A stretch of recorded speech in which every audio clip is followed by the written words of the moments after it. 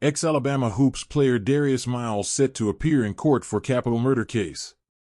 A date has been set for former Alabama basketball player Darius Miles to stand trial for capital murder.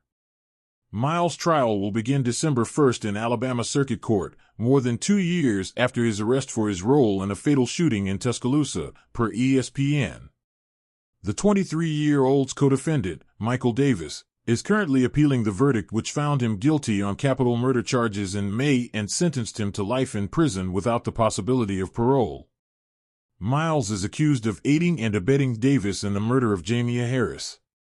Davis, Miles' childhood friend, was found guilty of shooting and killing Harris while she sat in the passenger seat of her Jeep. Davis was in a shootout with Harris's boyfriend, Cedric Johnson.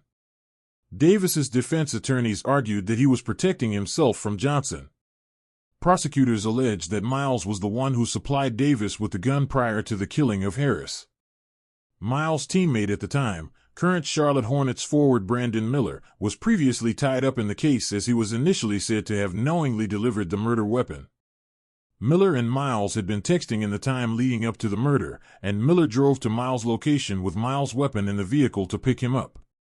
However, Miller testified in Davis's trial, saying that he was unaware of Miles' gun being in his car. Miller has cooperated with the trial and hasn't been accused of any wrongdoing or charged with any crime. It's not yet known if Miller will be called to testify for Miles' trial as he did for Davis's trial. Miles has been held in Tuscaloosa County Jail since his arrest on January 15, 2023, which was the day he was also promptly removed from the Alabama men's basketball team.